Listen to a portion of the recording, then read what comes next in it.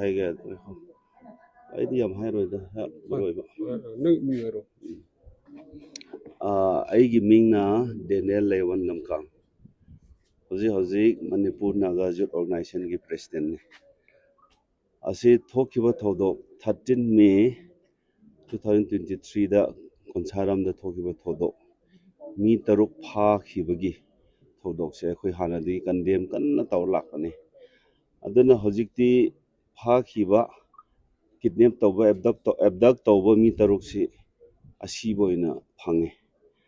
asigi matangda Manipur Naga Youth mayam gi on behalf da pain daba nungai taba strongest term condemnation si ai lauthok sabani aduna aina hajaning badi Manipur state government amasung central government nasu athuba matamda culprit singse phabi naba appeal tawjabani aduna kesu NIA da thuna lansin naba aduga masida yam nungai taba sina leilon wifi khungi chief thangboy wifi masamak su mi kidnap tawbada yawe KNAF kangbuga Kedar Singha aduga kadi no hojik phawba police constable thangilen wifi haibase police constable ni masamak mi bu kidnap tawba yawbani KNAP gi Kedar Singha asi kadi no police constable phawba hojik phawba police constable su phadana leibase akhoi Manipur Naga Youth Organization gi on behalf ta Manipur Naga Youth apun bagi on behalf ta athubada sarkar su arrest tawbiro phabiro aduga culprit singse yari makai de thona phabinaba amuk hanjin na Manipur state government amasung central government da appeal tawjabani aduna sumaina thokpa thodok si yamna nungai taba yamna pain daba thodok ni sumaina mihat phaibasi yam phajade aduna kari ichina kugi singna su sumaina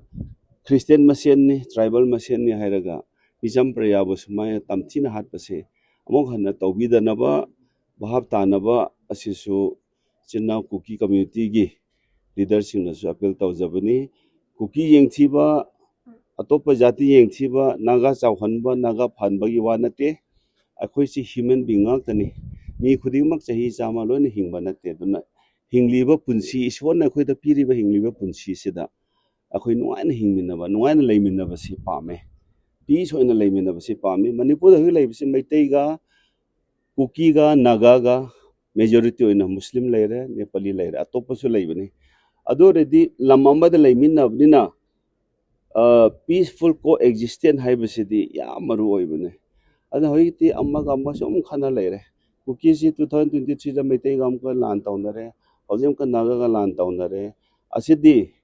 kuki da su haithibagi nataba asumba thodok se kuki gi side da su thohandaba naga gi side da su thohandaba maitai gi side da su thohandaba chinnaw muslim side gi chinnaw nepali side gi su thohandana lam amada Manipur state hairiba phajaba lamda leiminabnina nungaina phajana peaceful leiminaba si pame aduna hojik hairiba culprit singse athum tamda phabiro KNFP gi Kedar Singsu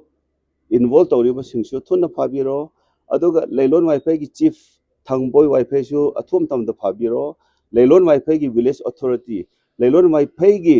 villager singse loina nupi nupa su kidnap tawda yawbani adum makai se loina phabiro aduga police constable thangilen wifi masamak su police ne law paiba mine lamgi law paiba police ki government law paiba mina kamaina naharonga KNFP ga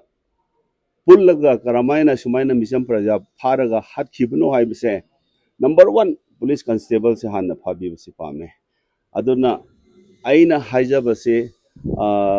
Manipur Naga Youth aduga naga apun bajut ki on behalf ta asiwai da haijaraga aigi nungai tabase phongdok pase siwai losin jarage